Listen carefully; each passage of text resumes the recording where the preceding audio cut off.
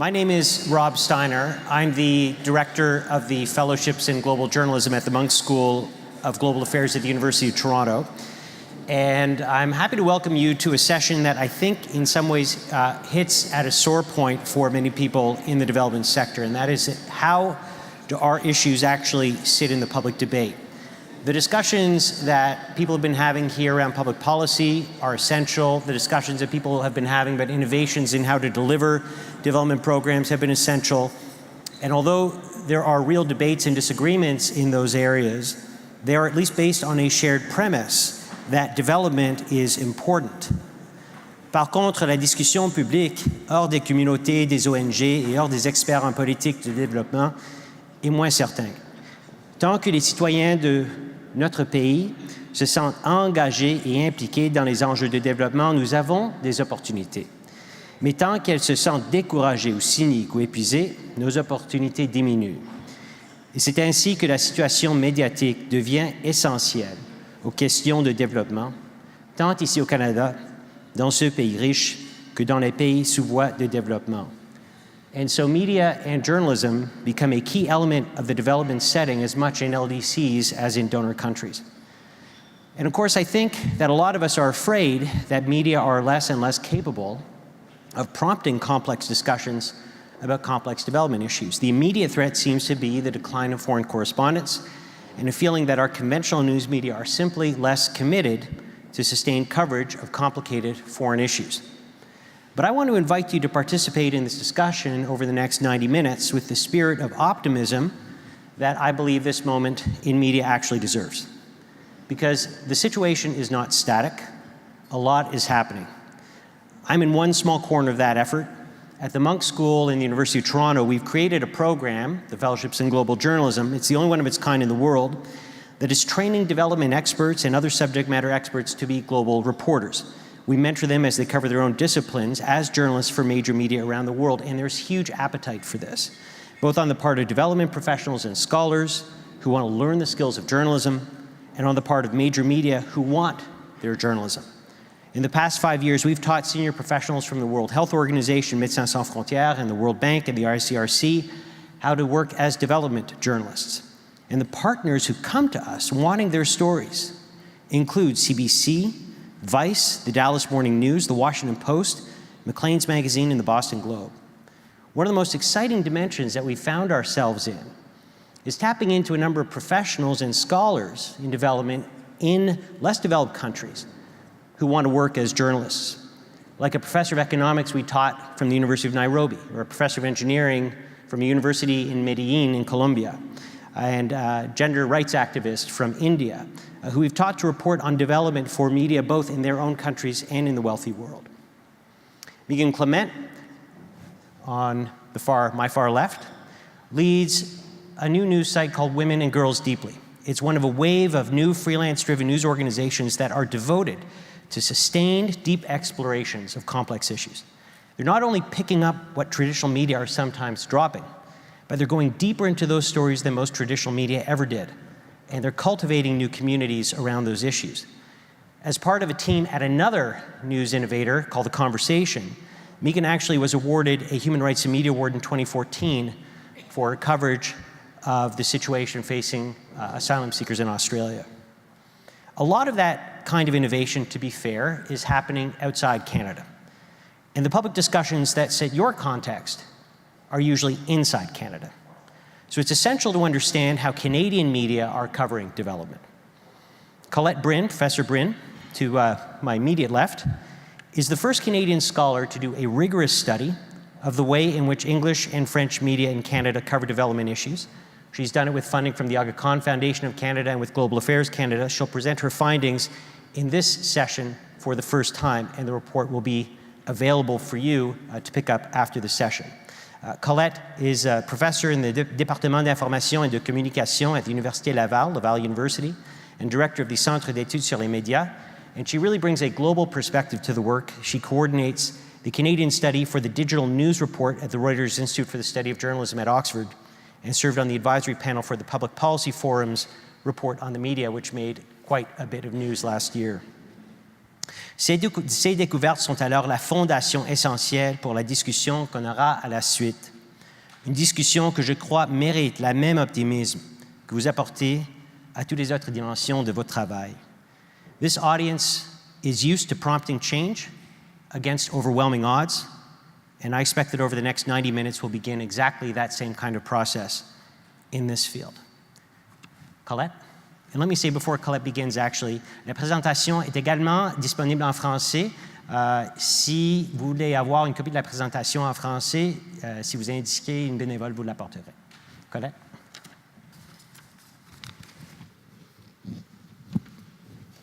Bonjour. I'm very happy to be, is that okay? Do you have both mics on? Yeah? Very happy to be here today.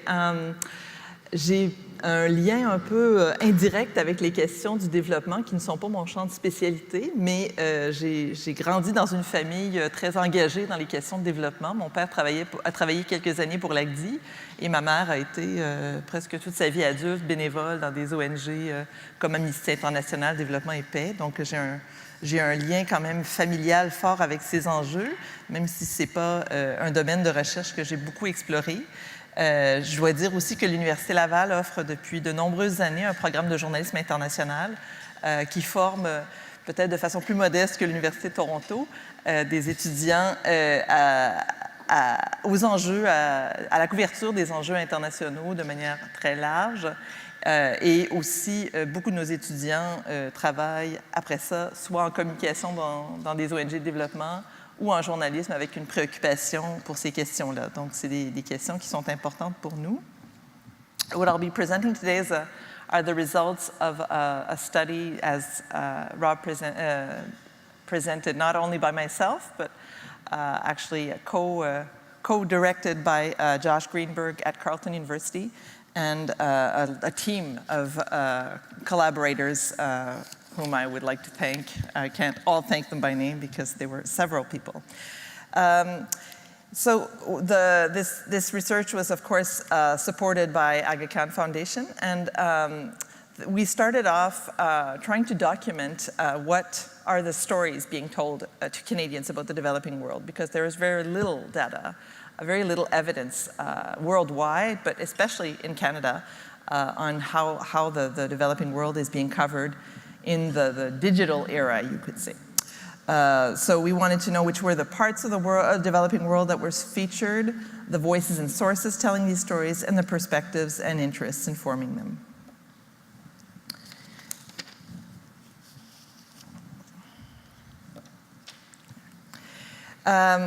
So to do this, we reviewed, so it was a little bit of a needle in a haystack kind of a method. We had to review over 3,000 stories through databases in English and French across multiple news platforms for the year to 2015, which we selected because we started the project in early 2016. It was a quantitative analysis of the reporting on all coverage, development or not, related, of a targeted group of developing countries. And then we focused more specifically on a coverage that was more specific to development. So the media outlets we chose were conditioned by what was available on database. So we don't have, en français, nous n'avons pas la chaîne TVA qui est le principal fournisseur de nouvelles télévisées en français parce qu'elle n'est pas disponible en base de données. But we have the major national media outlets and some regional as well, with, of course, French and English representation. And we also included Vice, which is known for its international reporting. But as you will see, in terms of numbers, it does not represent a large portion of the coverage. So the countries we selected, can you see that well enough? It's very dark from where I am. It's clear? Okay. So we consulted with the Aga Khan Foundation to select the countries that we wanted to focus on. The names of the countries were actually the keywords that we used to find the stories. So we wanted to focus on the Americas, Asia, Middle East, North Africa, and Sub-Saharan Africa. And we selected the lowest ranking countries in each of these regions. So we selected the countries that are featured here. I'm not sure you can see them all very clearly. Bolivia, Haiti, Nepal, Nicaragua, Iraq, Afghanistan, Indonesia, Pakistan, Burkina Faso, Congo, Ghana, Kenya, Mali, Liberia, Sierra Leone, Guinea, Nigeria, and Sudan. Sorry for the mixed French and English pronunciation. The rankings of these selected countries ranged from a low of 185 or 188 for the Congo and a high of 108, 185th on 185th on 188 countries, and the 108th ranked for Indonesia. So I'm sure you all know what the Human Development Index is, a composite statistic of life expectancy, education, and income per capita. So across all platforms, we found only 341 stories were actually focused on development. The proportion of news stories about the developing world emphasizing issues related to development was very low. We're talking about 10% of the total. Media coverage was mostly focused, as we know from the literature, as I'm sure you all know, focused on news of conflict and catastrophe. And the most frequently covered countries were Iraq, Nigeria, and Afghanistan.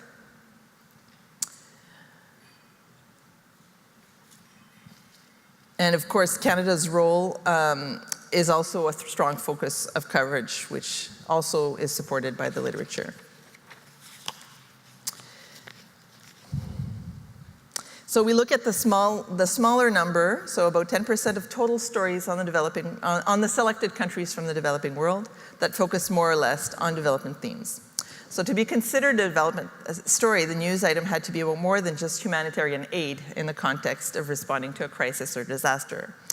It had to also mention at least one or more aspects of human development in a more long-term perspective. So protection of human rights, fundamental freedoms, health, education, economic development, etc. In short, stories dealing with how development impacts people by addressing their incomes, their choices, their capabilities, and their well-being, including their freedoms.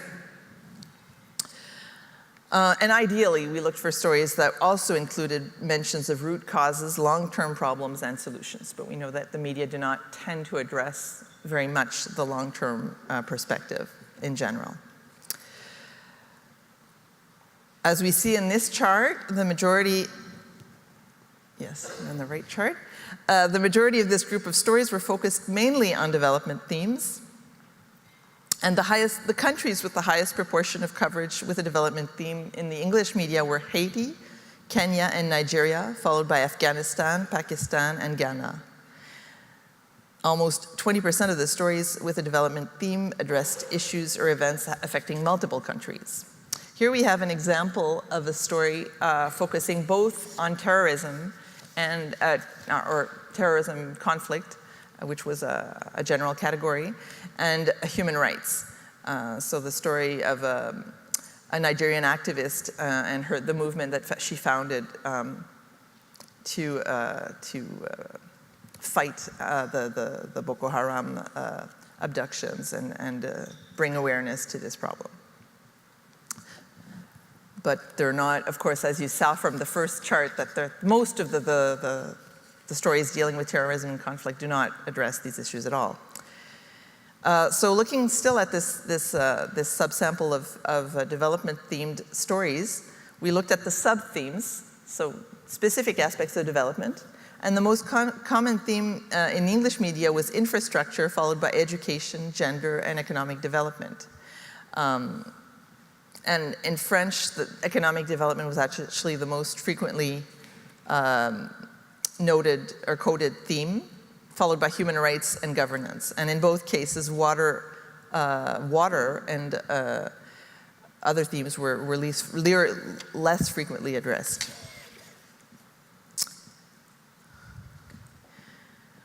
En ce qui concerne les nouvelles, les reportages qui parlaient spécifiquement de solutions, j'en parle en français parce que davantage de médias francophones, il y avait davantage de contenu dans les médias francophones qu'ils faisaient, 67%, donc les 2/3, comparé à 54% pour les médias en anglais. Donc, on voit ici quelques exemples d'articles où on identifie des solutions et un article donc sur encore des efforts de sensibilisation aux problèmes de santé mentale en Côte d'Ivoire et une initiative en Bolivie d'un magazine de rue vendu par des enfants, donc où on fait un lien aussi avec un journal de rue à Montréal là, pour rapprocher l'histoire un peu du public. And we have examples of infrastructure themed stories, which were more prevalent in the English sample. We note that there's a Haiti story, so I would like to point out that Haiti was less covered as a development in development stories in Francophone media, which may be surprising considering the significant diaspora from that country in Quebec. The majority of stories in English were hard news. We're talking about 66%, so 2/3, while slightly less than 1/3 were examples of opinion-type discourse. And in French, we see that there were 43% news and 29% background, so possibly more in-depth coverage, and the stories also tended to be slightly longer. In terms of who are the authors of these stories, in the English media, about 2/3 were regular staff members, 20% were by freelancers or special contributors, and 10% were wire stories. It's a little different in French. Désolée, je voulais faire la diapo en français. La majorité des textes provenaient de journalistes employés également, mais il y avait beaucoup moins de pigistes, de collaborateurs spéciaux, et plus de 20% de dépêches d'agences de presse, et principalement de l'agence France Presse, qui couvre énormément le monde en développement. Donc, il y a peut-être une perspective. On n'a pas fait une analyse plus poussée pour voir si la perspective, les intérêts de la France, ils sont peut-être un peu surreprésentés, mais il faut quand même noter que l'AFP engage de plus en plus de journalistes canadiens dans ses bureaux internationaux. So in terms of quoted sources, we noted just the first two sources, the main two sources who were quoted, and the most commonly quoted sources in the development coverage, which may surprise you, were actually from NGOs. 31% in English and 44% in French. Among the more than 40 NGOs cited, the most common were UNICEF, the Red Cross, and Oxfam. And you have the complete list, of course, in the report. And in English, we also found that individual citizens were the next most quoted sources. And in both French and English, experts and researchers are often quoted as well. So we found that very few political and government representatives from the West and the developing countries were quoted. Perhaps that is because they are less involved directly in development initiatives. I'm not quite certain, but maybe you will have an explanation. And finally, in closing, we see as the literature on mostly American but also international Western media, that coverage tends to be very rare, episodic, fragmentary, and focused on conflict and catastrophe, that only about 1 in 10 stories about the global South deal with development issues, that most of the coverage, the bulk of the coverage is found in national newspapers, especially the Toronto Star, which was ahead of the others, but also, of course, the Globe and Mail, Le Devoir and La Presse. This is partly an artifact of the selection method because, of course, Radio-Canada, CBC, we used only a few broadcasts. So, of course, if you used the whole day, you would have a lot more.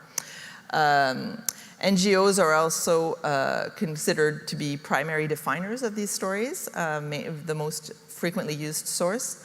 And there are, of course, a lot of things missing from this study, a lot of things we couldn't do. We could not analyze visuals because of the nature of what was available on the databases. And, of course, that's an important aspect of how the issues can be framed. There are a lot more questions in terms of the impact of these contents on policy and the public's understanding and opinion of these issues. And I think we need to do, of course, a lot more, but this is a starting point, I hope, on much more research that will be done on this topic. Thank you. Merci.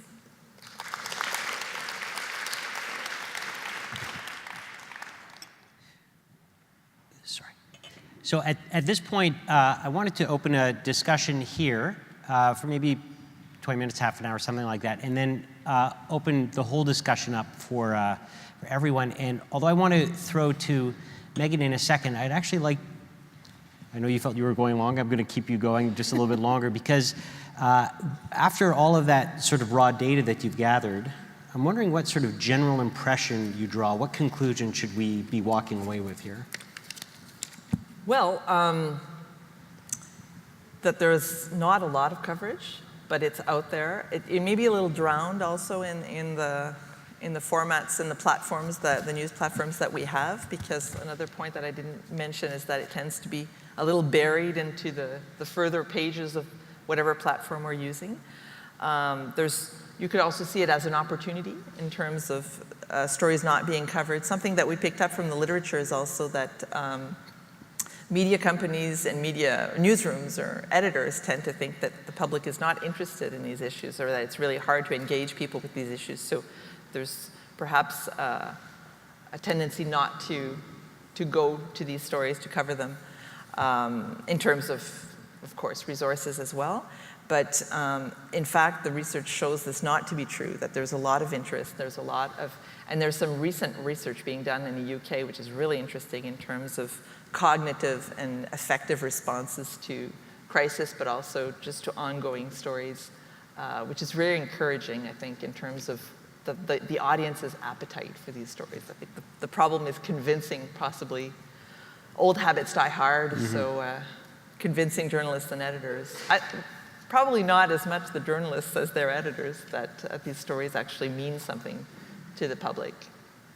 And of course, in the context of the recent migrations, and when these stories, in a sense, arrive on our doorstep, people become perhaps a little more interested than when it feels very very distant from their own experience. So one of the interesting things that strikes me, it's a segue into Megan, is that Canada is still very much, the Canadian media landscape is still very much shaped by traditional incumbent types of news organizations. We have our major newspapers in English and French, we have our major broadcasters, there is some innovation around on the edges, but not as much as in other places, to be perfectly frank, like the United States, which can operate with larger scale and experiment with larger scale, and even Europe.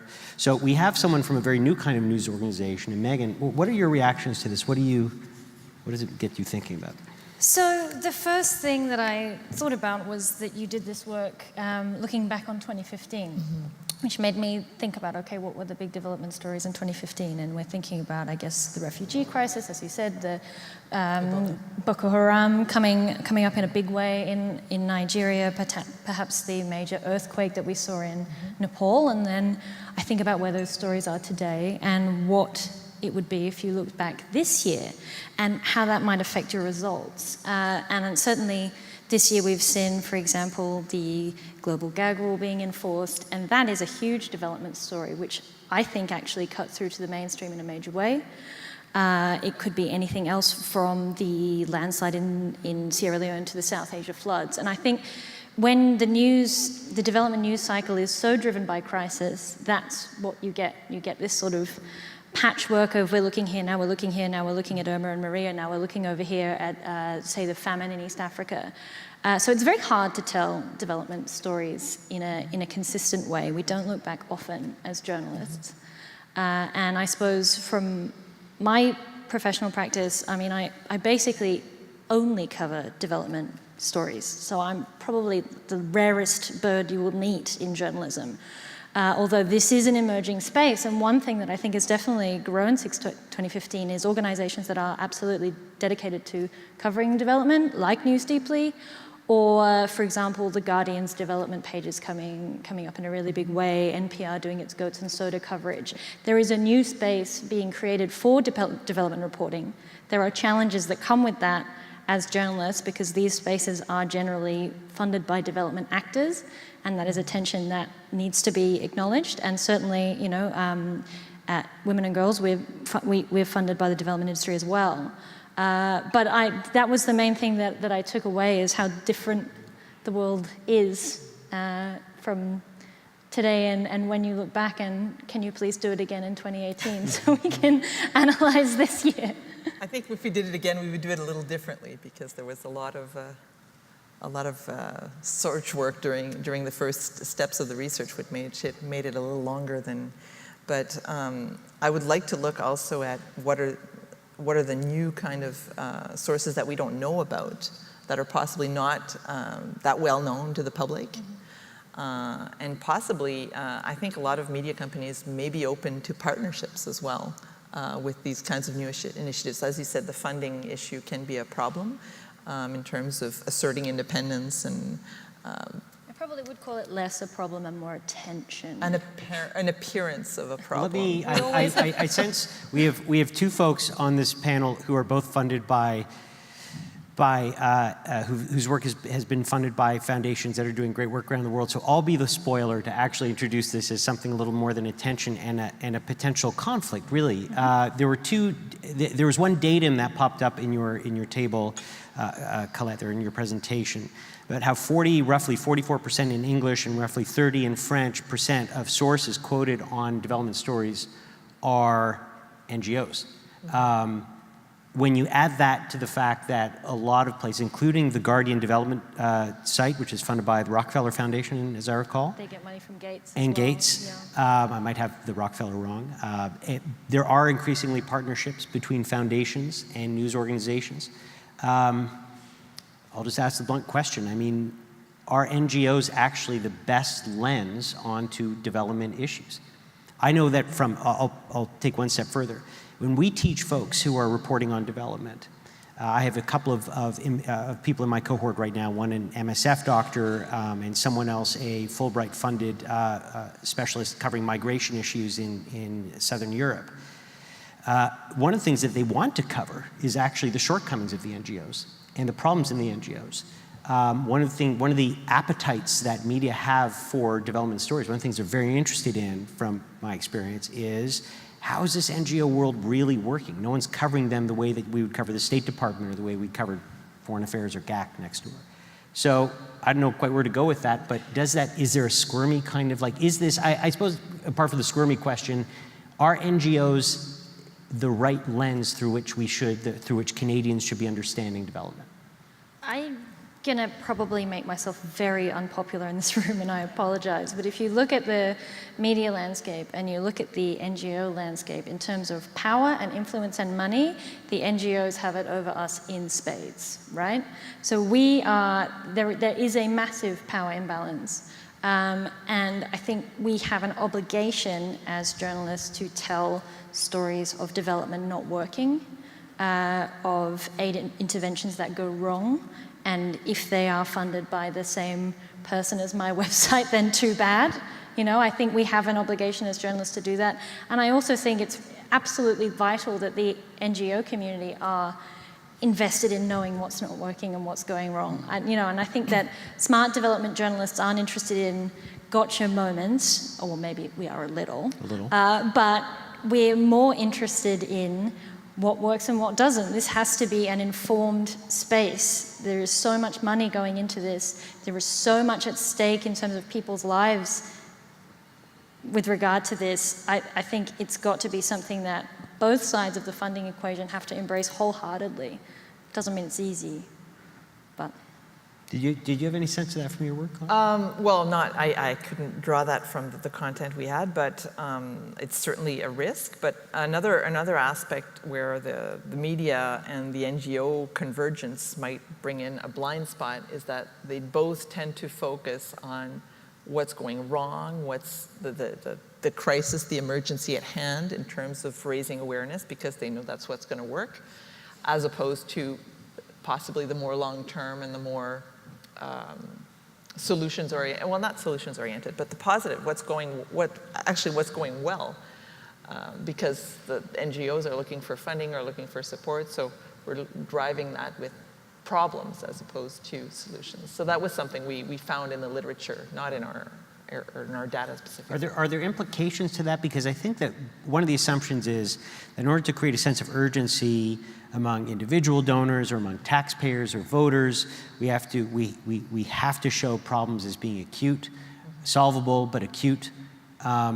And yet, as you were, I think, alluding to, there's a whole new realm of research, maybe it's not so new, but it's new to us journalists, realm of research that is showing that a consistently reporting the bad and the negative outliers is ultimately alienating to people, overwhelming to people. And there's now a movement in journalism towards something called solutions journalism, which is an equally rigorous approach to positive deviance as opposed to negative deviance. What actually is working, not as sort of like a fantasy of what's working, but not the silver bullet that we've invented, the toilet that now is going to work under all circumstances solves the problem.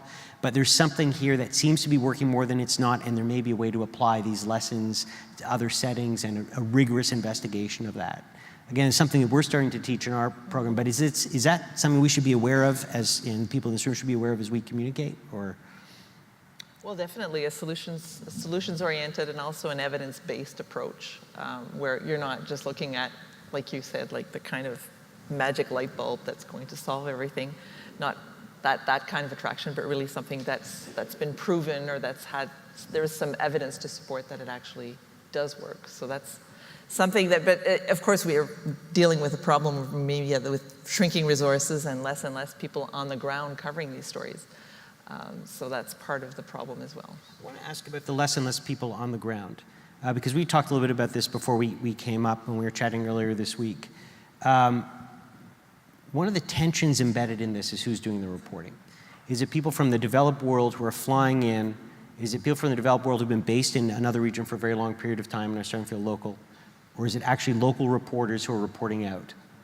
So maybe we could start with you, Megan. Yeah, I think foreign correspondents and some major international NGOs often make the same mistakes, and that is to portray people in the developing world as pathetic victims. And what I find, and I use all types of journalists from all over the world, but when I use local journalists, there is more of a sense of reporting on people who are often in appalling situations, but in reporting on them more as members of a community, maybe they're entrepreneurs, maybe they are, so more as members of a local community and an international community. If I sent, I don't know, a Canadian reporter to go and report on that story, I might have to take out a lot of patronizing language. And I think that something the NGO world is coming to understand as well is it's not the way you talk about people in development contexts needs to be done with respect, and it needs to be done with a sense of I'm not trying to sell this story to get money, basically. So, I think some of the challenges are shared, and certainly at News Deeply we have a very, very strong focus on working with in-country local journalists. Even those who are working in a second language, I would prefer to edit that than a very kind of flowery, old-fashioned foreign correspondent dispatch style story that might be a little bit cleaner copy-wise. And I think that international media have an obligation to work with local reporters in their own context wherever possible. Apart from the language itself, what are you finding, what kind of difference are you finding that makes in the kinds of stories that you're getting, their news judgment? Yeah, it varies. I have to say I work with journalists in even more countries than you covered in your report. So it does vary across, and I don't think there's one type of journalist might be more inclined to a positive story and one might be more inclined to a negative. I don't know what, in terms of news judgment, both local and international journalists I work with are trained professional journalists, so news judgment is actually pretty universal. And I know there's a lot of sense that, journalists only focus on things when they're going badly and bad news stories in crisis. And, it's probably a fair criticism. But I think, I do find news judgment to be universal. And sometimes that's something that's going terribly wrong. But sometimes it's something that's going extremely right for someone. And if I can find a way to tell that story and tell it in a way that makes it clear that it's a scalable solution that might work in other contexts, then that's a huge win for me. I mean, might that actually be one of the ways that we can address the problem of increasingly scarce resources. It costs a lot of money to get a journalist from Montreal or New York or London to Nigeria, put them up, have them sort of spend the amount of time on the ground that they need to spend to adjust, and then write a story. When in fact, we could be tapping into journalists on the ground who are already working in Nigeria, and maybe have them working with an editor from outside Nigeria to be able to communicate that stuff to audiences outside. Is that, does your research lead you in that direction, or are we missing something? It's more other studies than the one that we did, but as you saw, the use of special collaborators, especially in the French language media, is quite low. But in terms of collaborations with local reporters, I mean, it's been done for years as fixers. You know, local reporters has been used as fixers by foreign correspondents or Western freelancers for a long time. It's a question of old habits again, of thinking that, you know, reporters from the local community will not be able to resonate with the Canadian audience. And I think we're starting to see the limits of that reasoning. There's a lot of new examples of media that are actually produced locally and exported that actually do find an audience in the Western world. In French, there's Courrier International, which translates a lot of stories from local media, which has been very, very popular, especially among younger audiences. So you see things like that. And it's an opportunity, of course, as you say, it's also a way of maximizing resources. There are also collaborative projects. I know Carleton had one. I know also of one with the World Federation of Science Journalists that's training science journalists in Africa, both Anglophone and Francophone. So there are amazing opportunities there and amazing projects. Yeah. We just need to know more about them. And I think, you know, journalists care very deeply about who writes a story.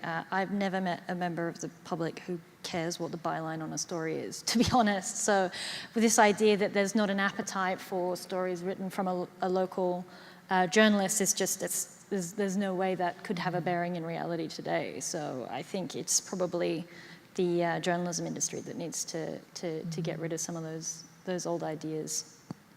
My own sense is that you get different kinds of stories when you're engaging a journalist who's deeply connected in their local environment. And stories that are, I can give you a neat example that we had when we were teaching a professor of engineering, climate change engineering from the University of, I'm going to get the state wrong, but the University of Medellin, Colombia, who, among other things, knows a lot about city development because of his work. One of our partners was the Dallas Morning News, and Dallas was wrestling with the question of what to do with the river that runs through the center of Dallas, the Trinity River, which is sort of a big vacant lot if you know the city. And they were looking for models of other cities that had developed river basins that run through the middle of their city. And of course, their instinct was to look elsewhere in the United States, maybe to Canada, Western Europe, maybe to Japan or China. And it turns out that Medellin, this was a core part of Medellin's revival as a city, was that they actually figured out what to do with the river that runs right through the city. So Santiago Ortega wrote the piece for the Dallas Morning News saying Colombia, in and of itself, like without, I don't know if there was even foreign aid involved, part of the redevelopment of this and becoming the world's most innovative urban design, actually redeveloped the river and made it a part of the city, and this is a lesson that we have for Texas. And it not only brought a development issue to the attention of people in North Texas who otherwise wouldn't be interested in it, but actually even more powerfully became a south-north lesson, where people in Texas were saying, holy smokes, actually we can learn something from Medellin and from Colombia without even sort of remarking about it. Apparently it was talked about at the Dallas City Council and so on. And that's because there was a local journalist and specialist trained to work in a way that was, and this wasn't about ethics or standards, but trained to work in a way that would have an impact with a foreign audience and was transformative. And that kind of thing doesn't really cost much money because in that case he's already there. Anyway, it just sort of it also brings the idea of diversity of newsrooms and which is still a problem in Canada, certainly in Quebec, the diversity of. And that's possibly one of the reasons that there were fewer stories about Haiti in the Francophone media. It's just, it doesn't seem to be on the radar. So let's something to think about. Do you have a sense, and I know it wasn't in the data, but you may have just come across it in your work and maybe even in your digital work for the Reuters Institute. Do you have a sense of how much Canadians are consuming on their development news diet, if you will? How much we're consuming from outside of Canada? In other words, are we actually reading more about development than the data might suggest in this study because we're actually getting it from The Guardian, from Vice, from non-Canadians, although you study Vice, but from non-Canadian sources? Well, I can't speak to that specifically, but the Reuters study doesn't go that specifically in terms of what types of content you get from what media. Certainly when you ask in polls, people do tend to value very highly these kinds of stories, but it doesn't necessarily reflect on consumption. So, and it's such a needle in the haystack in terms of what's available that it's hard to quantify. Yeah, I wish I could say that News Deeply had a massive readership in Canada, and Canada's up there, but we're actually most read in India, then the United States, then the Philippines, and then sort of it all trails off. But I know your research was about how development stories relate with a Canadian audience, but I'm very interested in how development stories relate across audiences. And, we've just started doing a lot of reporting from Cambodia and, the joys of metrics. I can see a little spike coming from Cambodia whenever we cover that area. So I'll look into Canada and I'll get back to you. Well, I'm going to look into your website. But you're introducing a sort of a blind spot in the whole conversation here, right? Which is how this coverage is happening and I never know, you'll have to excuse me, although I'm from the Munk School, I'm not one of the folks who studies development, so I never know if I'm using the right vocabulary and it sort of changes from year to year. So I'll say LDCs, but I know that's probably wrong. Is there a better term for less developed countries or medium? I know that we also sometimes use medium and lower income countries. Anyway, poorer countries, countries en voie de développement. Part of this whole discussion is actually how development stories are actually consumed and read and used in country and how they shape the political discussion in country. You seem to be like at the forefront of that. If you're being most read, you're based in Paris, you're writing in English, you're most read in the Philippines. India. That's the new world, or in India and the Philippines, right? India, US, Philippines. So, wow. Yeah. Do you have a sense of why India, how this lands in India and what this is doing in India or like how this fits into the discussion in India? Well, 1 billion eyeballs helps. Okay. And we do a lot of coverage on India. And basically, from my perspective, again, I know I keep banging on about things that NGOs and journalists have in common, and I do that because we're kind of often at loggerheads. But we're all trying to have impact, right? And I can't really have the impact that I want to have if I'm only being read in the United States and Paris. So, if... I'm trying to think if there's any impact stories I can share publicly yet. I won't from News Deeply, but I will share an impact story that another journalist told me about from Kenya, which was, there was a certain community in Kenya where girls were dropping out of school and they wanted to know why, so they did an investigative report into it, and surprising no one in this room, they were dropping out of school at the age that they began menstruating because they were uncomfortable changing sanitary products in a bathroom that had no doors. So, simplest thing in the world, they did an investigation, data journalism project, published it in a local newspaper, and within a couple of weeks there were doors on the toilets, right? I dream of that impact. If one story I do can do something like that, that's me just doing my job 1,000,000 times over, and I can't do that if I'm not being read in the countries that I'm covering. So it's absolutely fundamental, and I would also like Canadians to read it, but. I think we should open up to the whole group. You'll have a lot more experience with this than I do for questions. So why don't we? I don't know if is there Isabel? Is there a mic? Okay, so we have 2 mics, and I suppose people put up their hands, and the mic will come. I'm used to this in teaching. I usually just have a pregnant pause and sit and wait until someone has the guts to put up their hand and start speaking. There you go. Hi, my name is Christiana. I'm from Results Canada. It's kind of a question, it's kind of a comment. I'm not sure yet. I did this yesterday too. So Results Canada is part of a global partnership of advocacy organizations called Action. And we're 13 organizations, and we have some in the global north and some in the global south. And one of the things that we do is that we bring journalists on delegation. And so this past April, we brought a journalist from Canada to Nigeria to cover polio immunization campaigns and sort of the barriers that are being faced in Nigeria around reaching children, and why it's so important to continue the kind of push to eradicate polio and support governments like Nigeria and also local community health workers. So, sorry. I was just listening to your comments about how you have some of the problems that you have journalists come from here and they go over there, and the stories aren't really the stories, they still have to be tweaked, basically, because it still has that kind of narrative or the framing for a Canadian audience. And even though the intent was to kind of garner support in Canada for continued funding for polio eradication, I was thinking out loud about what sort of, and thinking broadly about what sort of opportunities we might, when we're thinking about journalist delegations and in providing that opportunity. Is this a good idea and this should be continued? Is this something that you think would continue the fill the gap in Canada for coverage of development? But also, is this an opportunity for fostering kind of journalists? Because you were mentioning how the stories that are coming from the journalists in the countries that you are trying to get that story from, they're much more nuanced, there's much more that human angle. And I wonder if going back to Action and talking about another idea, is this something that you think would also be valuable when you have these journalist delegations, to actually use journalists from the countries that you're going to use, Nigerian journalists, to tell that story, and whether that would still sell within a Canadian audience, bringing that back? So I guess it's like a two-part question or more comment, so I don't know. Can I? Yeah. There's a lot in that.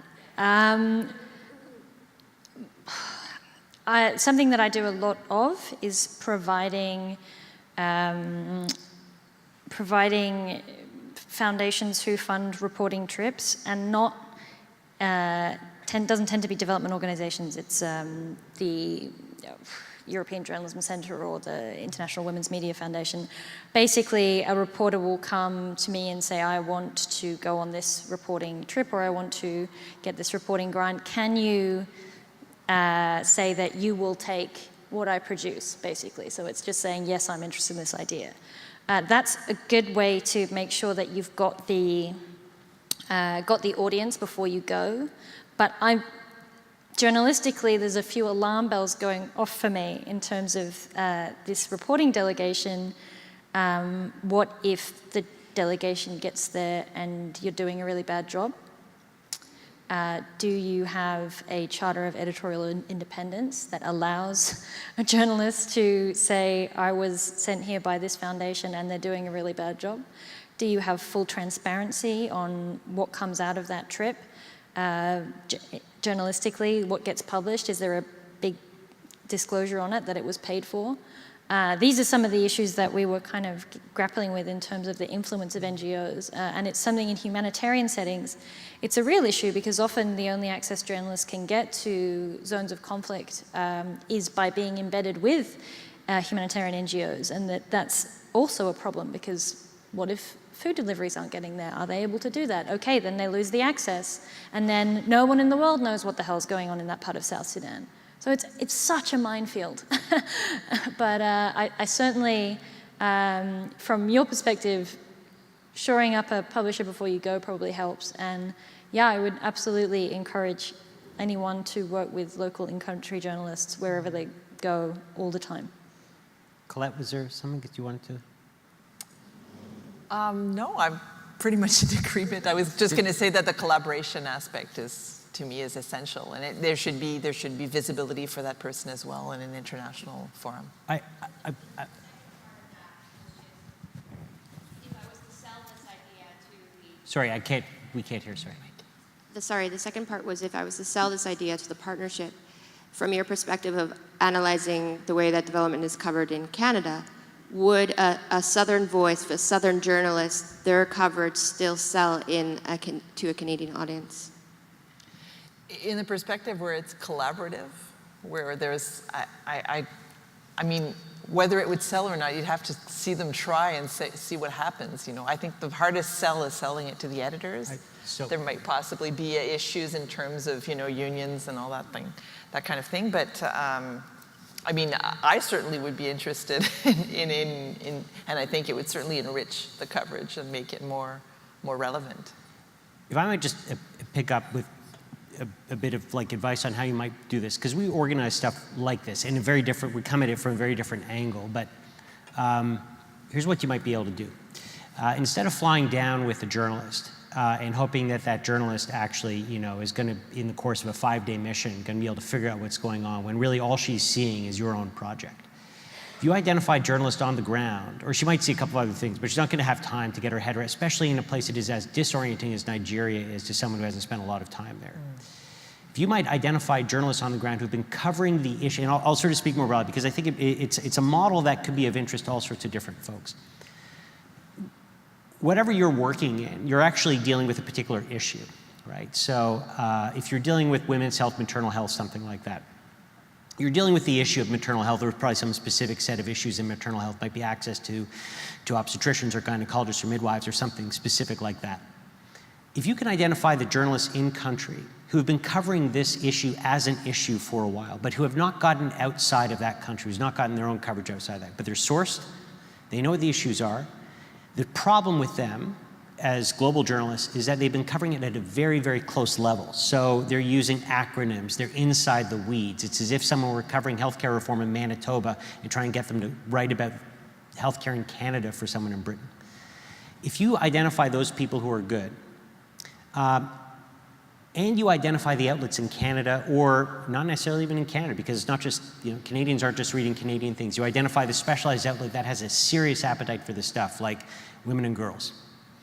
And you put them together. You identify the editor there, you go to someone like Megan and you say, we found a reporter there, not beholden to us, we're not paying for them to go, they're independent, we're gonna be out of the country in 5 days, they're still there. So they are their own reporter, but we'd like to put them in touch with you and with an editor there to cover this issue. And our goal is not to have our stuff covered. Our goal is to have the issue itself raised and to build a bridge between that reporter in the country and the editor in London or Paris or New York or Toronto, so that they can start to just cultivate this as a topic of coverage.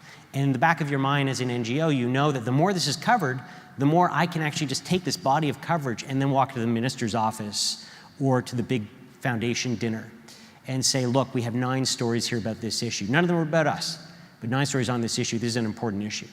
That becomes something that addresses Megan's concern about, is this reporter independent? Because the reporter is independent. She's been working in the country forever. It addresses the concern of whether this reporter can report for someone outside of their own country, because you put them in touch with an editor who's interested in working with them, and you sort of step out of the picture. Other than using yourself as, using your trip as the opportunity to introduce yourself and to build that bridge. And by the way, the side benefit of that is that you're building serious capacity. I mean, everyone is into capacity development. This is another dimension of capacity development. That's a neat model. And by the way, if anyone is interested in that kind of stuff, I would love to chat after we're off the platform, because it's very much the way that we teach. And these are all experiments. That will have its own minefields, for sure, but they're minefields worth sort of figuring out. Yeah, can I just add, very interesting, probably would still rather the journalist pitch me than you. If you want to get an editor on board. But I think the only, sorry, and then we'll get off to the other question, but we're workshopping here a little bit. I think the idea would not be that that the NGO would be pitching you the idea. It's more that the NGO has identified a journalist who could pitch you a story. Then it's entirely up to you whether you want the stories or not. Entirely up to you. They're not pitching good stories. They're not. But if you are interested in this topic, in this set of topics in West Africa where it hasn't been covered, here's someone now. Yeah, and actually, and I will stop, but all the time I get pitched by people working in country for NGOs saying, hey, I work for X organization, I'm really interested in writing about maternal mortality in X country for you. And I have to say no to that. I say no to that all the time because I need to work with professional journalists. So but in-country NGO workers are experts in their own right as well. But I think that's worth kind of pointing out to this audience as well. So we're right at the frontier here, because there are all sorts of different models that emerge. We'll move on to the next questions, but it's interesting. You're getting a view of the frontier of how this stuff is being covered. Okay, let's go on to some more questions. I think it leads well to this. I'm picking up the idea that NGOs are the voice a lot from the field, which I guess makes sense since they are in the field, and that's sometimes also their mandate to be doing witnessing. Or, but I'm coming back as well with the NGO. Is it a good lens? It's a good question, and I respect for sure the independence of journalism. That's for sure. We have the same concern of independence as well. Sometimes we do it as well to raise money. So sometimes we're bad lens because we're doing the alarm bell because we want to address a question that sometimes we. But a question though is that NGOs are vulnerable. I mean, when you were talking of the power, we don't have that much money for communication as other organizations would have. And we are very, very vulnerable to the criticism. I'm taking the example of Haiti. And I've been receiving journalists, talking to them always on a positive side. Sometimes I'm critical either of the work or what's happening, but it's always quite fair portray, and it's usually positive of, okay, there's something that is done. But I'm wondering, and it's a real question, how come when I'm talking to anyone in civil society, my parents or friends or whoever, Haiti, oh, how bad it's going. There's nothing that have been done. Oh, we heard, and it just takes one story to discredit the work that is done. After the earthquake, for example, there's a lot of people that will never give again. And I'm just questioning, how can all of this work, and there've been significant work, there's still, of course, a lot of issues and programs, but all of this incredible work that I've seen over the years in Haiti, to take that example, that can be pushed off. So it's, I don't know what's the answer, and obviously the lens of NGOs have not come across, and the criticism seems to be strongly in certain areas. I get a sense you're like itching to answer to that. I'm a bit trepidatious. I think if we never reported on what went wrong in Haiti, then we wouldn't have any public knowledge of the peacekeeper sexual abuse scandal, of the peacekeepers who took cholera to Haiti. And I know the UN is not an NGO, but a journalist is never, well, a good journalist is never trying to undo the work of an NGO. But I don't, sorry, you thought I was itching to answer his question. I don't have an answer to your question. It's not I just think that's the reality. And, why do people think Haiti's a bad place to be at the moment? An earthquake and a hurricane is quite a lot to do with that. Cholera and a sex abuse scandal, that's more. There's good work being done there, and I know, and I work with people there, but what do you do? I don't know. Colette? Yeah, it's the nature of journalism to point out problems, and it's probably in human nature a little bit to focus more on what's going wrong than on what's going right. I agree that you can't ask people to stop doing that coverage, but there are certainly perceptions in opinion that are biased or that are, but I'm not sure what to do either. It's worth noting, actually, that there is now there are a lot of journalists and editors who are starting to pick up on this as a problem. And there's a movement now, which we've sort of alluded to a couple of times in the conversation already, around, for lack of a better term, and they're not so comfortable with the term either, but a movement towards something called solutions journalism. I was at a presentation. It's sort of been pioneered in part by a couple of folks at the New York Times who have a column there called The Fixer. One of the guys, Daniel Bornstein, is actually originally from Montreal. And David, I should say, Dave Bornstein, and he presented to a bunch of us at a retreat that was funded by the McConnell Foundation about a year ago. It's something that we've now adopted into our program. And the notion of solutions journalism is, first of all, based on apparently a bunch of neuroscience research that shows that, to your point, continued negative stories, continued negative messaging of any sort, true as it may be, starts to alienate people, leave them hopeless, powerless, cynical, wanting to turn off and watch Game of Thrones. And that if you can engage people in stories about things that are going right, there's a greater chance that they'll be engaged. But the problem has been, and the reason that journalists have reacted to that initially before they sort of formulated some protocols around this, is that that can also sound like that silver bullet story about the toilet that solves everything, or the NGO that solves everything, or suddenly we're now like, we're just one, all it is just like one little fix, and then we solve everything, and why haven't we done it? And everyone who's really in the field knows that that's also not true. So there are disciplines. There are disciplines in journalism around investigative journalism. There are really strict disciplines that allow folks to investigate things with rigor in a way that will not just blow up in their face like the Panama Papers. And what's happening now is that the same disciplines are being applied to solutions journalism. The difference between the two is, and this was a really neat little presentation that David showed us as a group of journalists in a room on this island in Muskoka about a year and a half ago. He pointed out a bunch of data, in this case out of hospitals in Long Island, on the assumption that C-sections are sort of not a great thing to have if you're pregnant and about to deliver. Here's some data, and there were a whole bunch of hospitals in Long Island. There were 2 hospitals that performed way more than the average number of C-sections in a given month, and there was 1 hospital that produced way under the average number of C-sections in a given month. And he asked all the journalists in the room, where's the interesting story? And all of us, every single one of us said those 2 hospitals. Why are they holding power to account? What are they doing wrong? These great doctors and nurses who are obviously screwing up. What are they doing wrong? That's a story I want. He said, yep, that's an important story. But this is also an important story. What's the hospital that's not? What's the hospital that's way below? What's the hospital that's doing it better?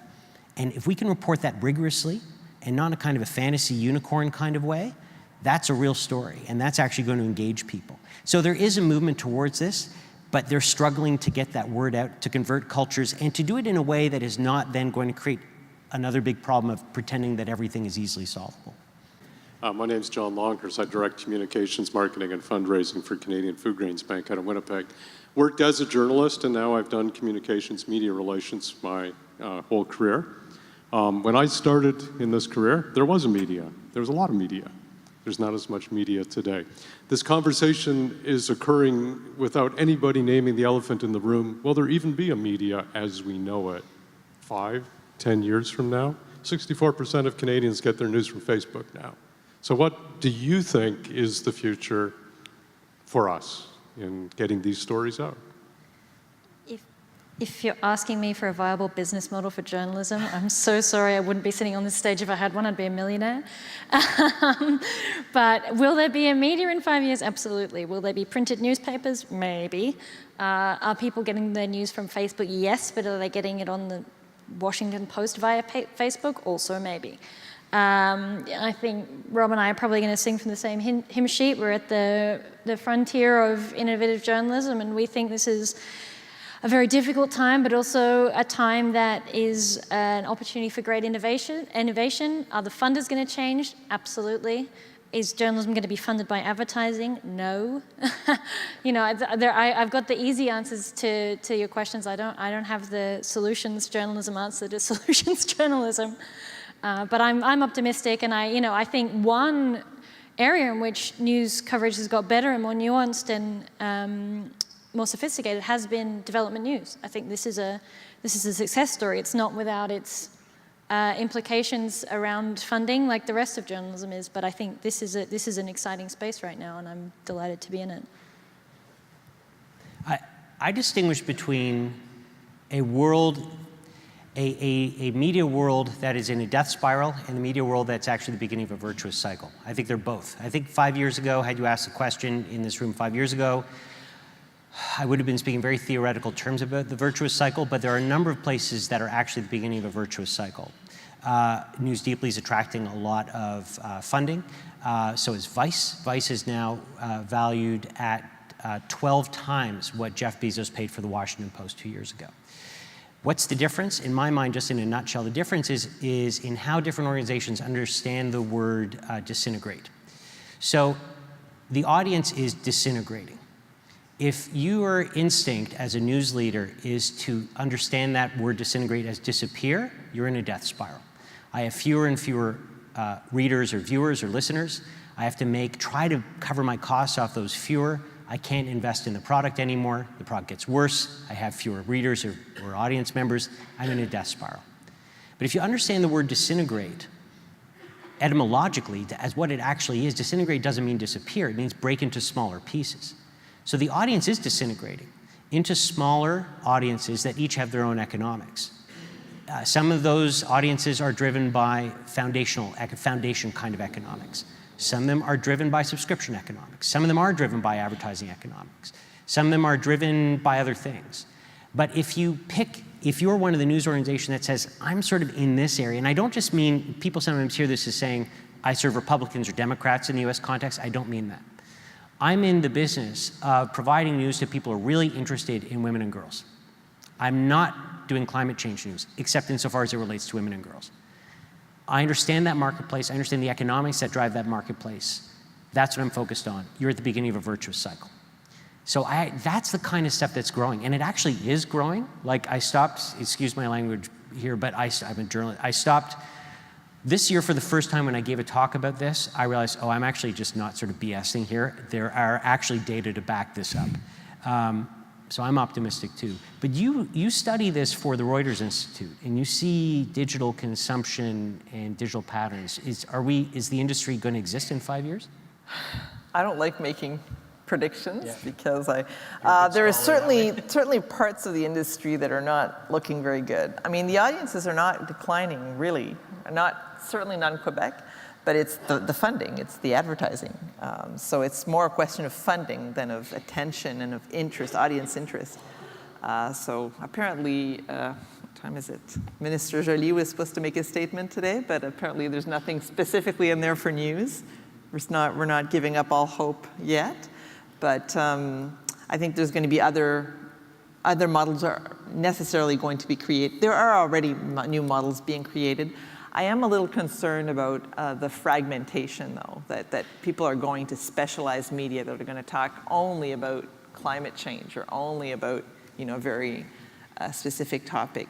I think there should be a future for something that's a little more broad in perspective, but I don't have an answer either, a prediction. We had a question over here, I think. Yes, sir.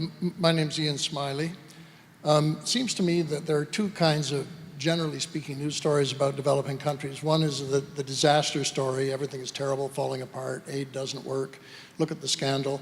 And the other is the feel-good story, the granny who's knitting doilies for orphans in Cambodia, the 15-year-old who's going to build a school in Kenya as though Kenyans can't build schools.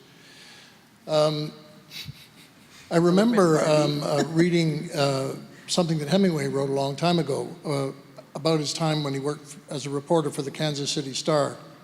He said he was often sent out to chase down stories and find out who, what, where, when, but never why. Never why. We love human interest stories, but we're not too interested in why something happened. And I was really struck yesterday by the CEO of the World Bank.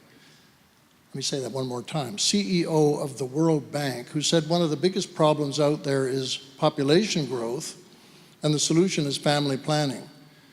So we have a problem, population growth. Why? No family planning. It's a little more complicated than that. Maybe she knows better. I don't know. She didn't say she knew better. Professor Bhattacharya pushed back a little bit. But this is a complex issue, and it requires a little more in the way of solutions journalism. And I don't know that the average reporter gets exposure to the why, has the time to dig into the why.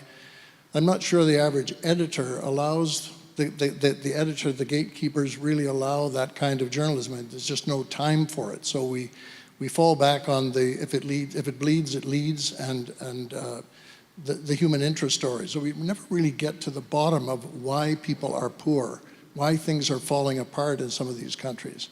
We've got to do more than human interest and more than, frankly, NGO advertising.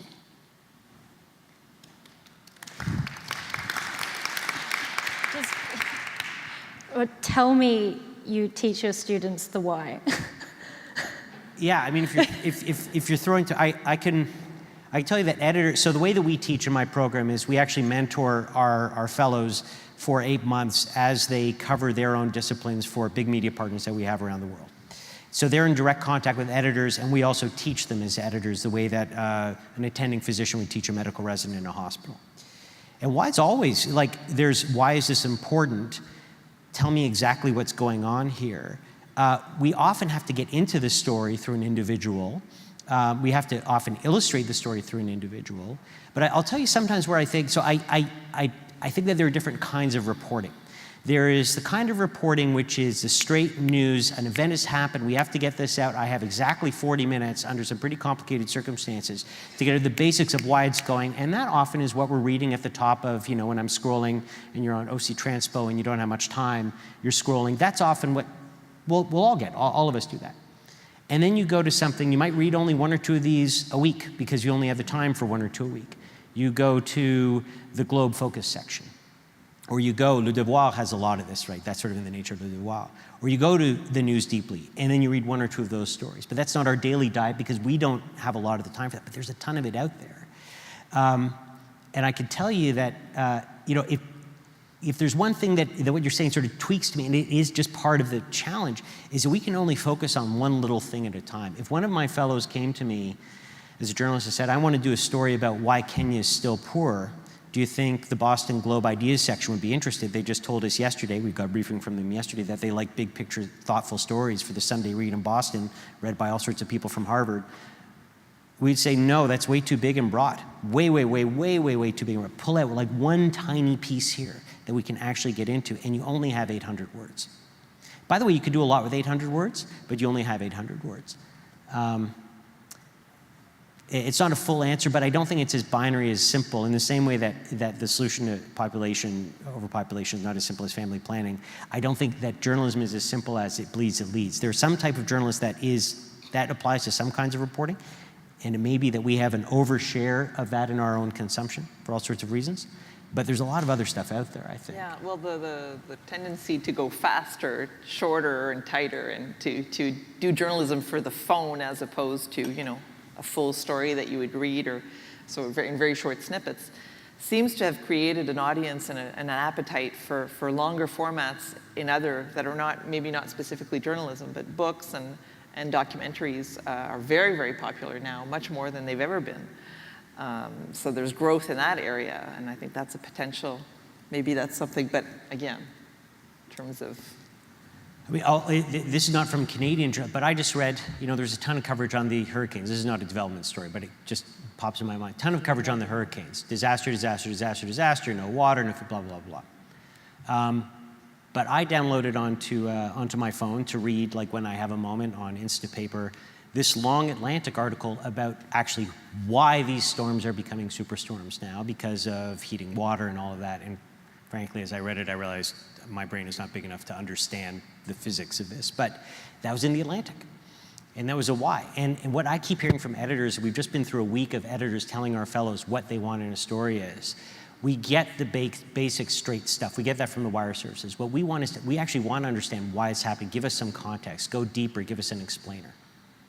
Sorry, I think. Should we go in the middle here? We haven't had a question in the middle. I don't know. Or whoever's been, I'll let you guys. Okay. Hi, thanks everyone. My name is Rebecca Sears. I'm with Mennonite Central Committee. I guess I'm thinking of this leading from Ian's question, thinking about, so we don't have enough time to get to often take in these why questions all the time. But then when you're just looking quickly at the news, there's often a very dominant narrative, especially around a very controversial issue.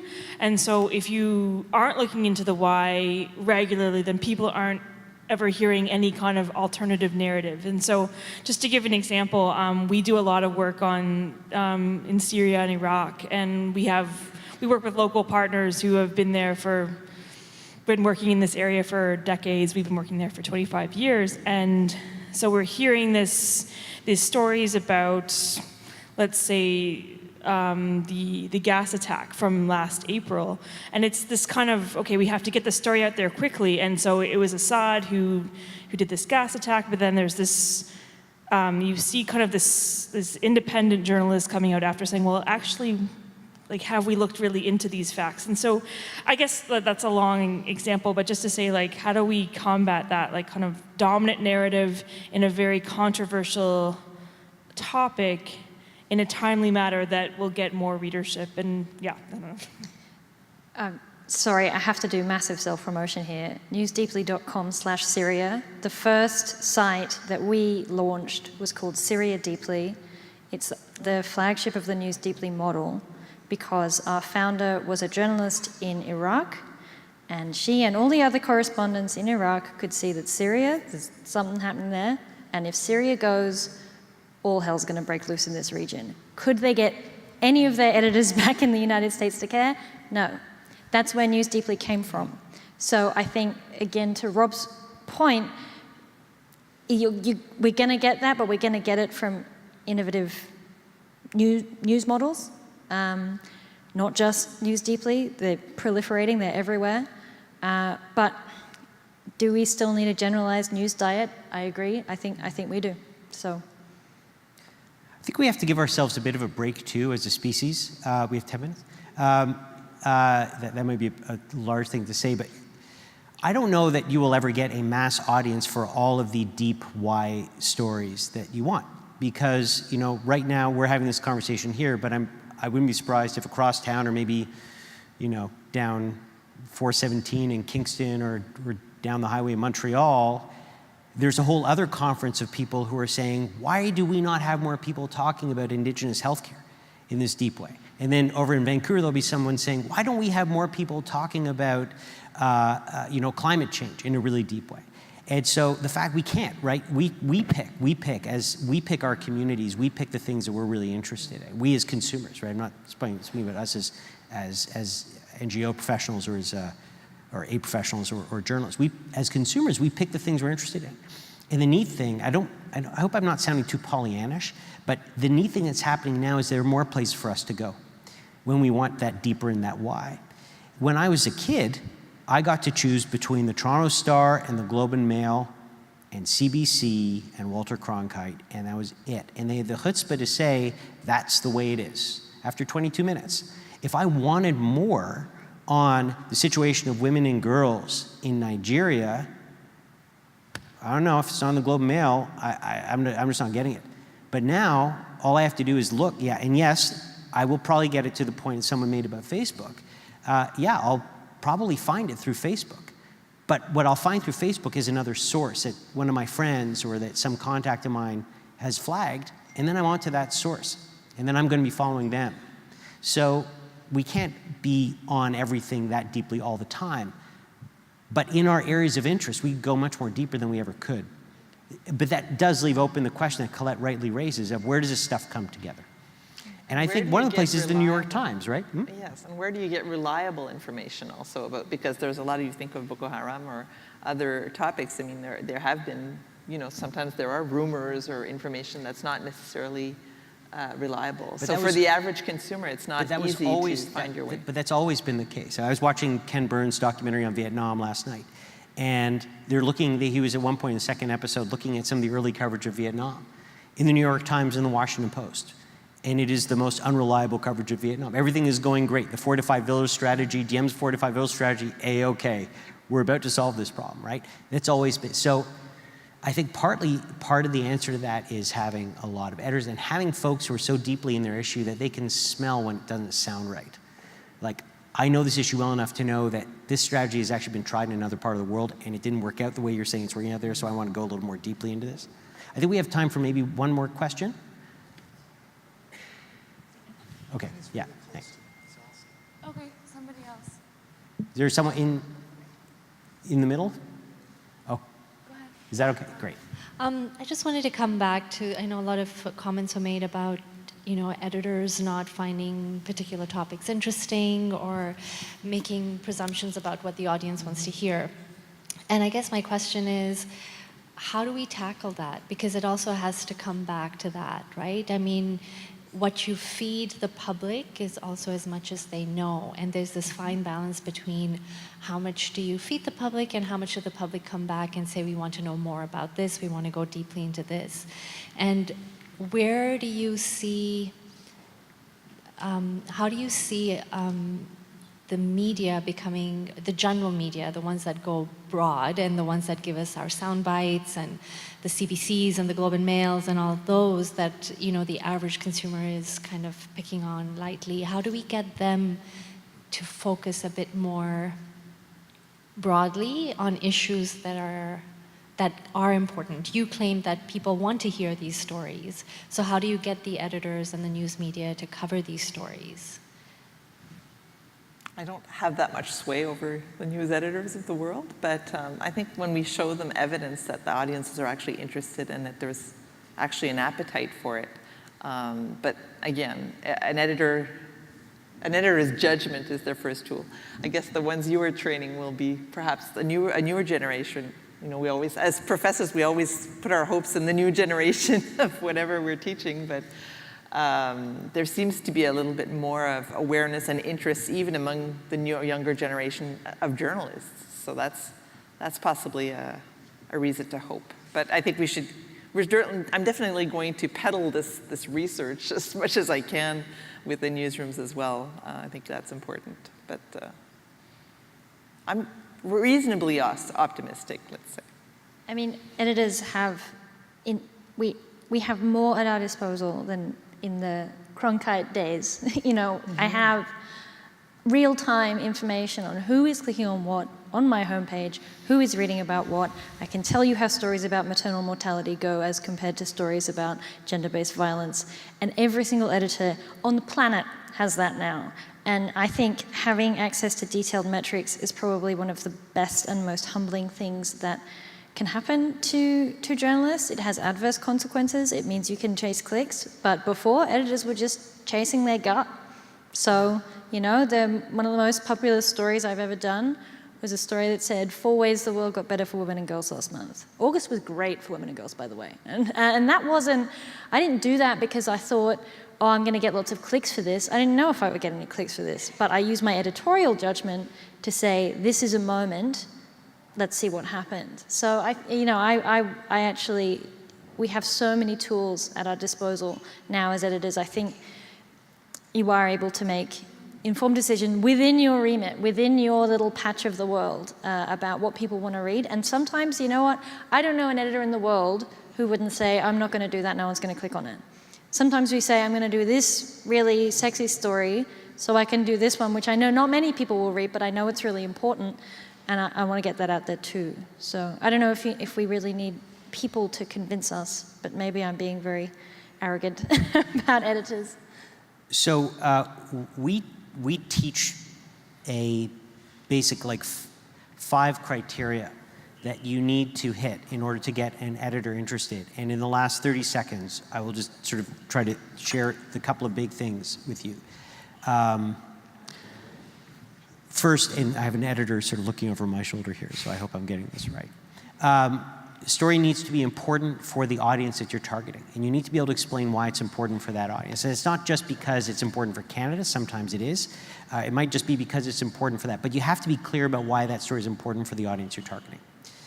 The story increasingly needs to be counterintuitive, okay? And this actually is an interesting way to address that question of the dominant narrative. We're keyed into that dominant narrative as editors, and we're bored by it. And we don't believe it entirely. We know that the world is much more gray, and we love gray. So what we're actually looking for is something that is counterintuitive. That's why that story about Medellin teaching Dallas about how to resuscitate a river valley, that's awesome. That sold huge. That actually played across 2 pages in the Dallas Morning News on a Sunday because it was counterintuitive. And it also, here's the one last key thing, it needs to be timely. In the sense that, and you know, this is a challenge because most of the issues that we're dealing with here in this room are chronic. They've been around forever. They'll probably be around for a generation. So how do you make something like that timely? By understanding, or by making explicit, because you understand, but by making explicit what is changing now, and more to the point, what is likely to be changing over the next month or 2. There's a conference coming up, there's a new paradigm coming up, there's a new funding decision coming up, there's a new something coming up. It's a bit of a trick, right? But it's not dishonest. It's just that when you're in the field and you've been slogging away for 5 years on one issue, it feels like, maybe it feels like nothing changed, or it does change, but it changes so slowly every little bit. Finding the way to make it timely with a slight forward view, those 3 tricks, counterintuitive, timely, and important to the specific audience you're pitching. That should get you over the hurdle and get an editor's attention. But I think that we should, at this point, wrap up. And I want to thank you. These questions, we could keep going. These questions were fantastic. I want to draw, just draw it together in a couple of sentences. I think that this was really fortunate. I do not go, I'm sure you go to a lot of conferences, I go to a lot of conferences. I'm rarely at a conference of this nature where you get new data before anyone else has seen it. Academic conferences, yes. Policy conferences, very, very rarely. So I think we're very fortunate to have a whole new robust data set that actually is not just a new data set in an area that's been studied a lot, but a new data set that opens up a new area of study.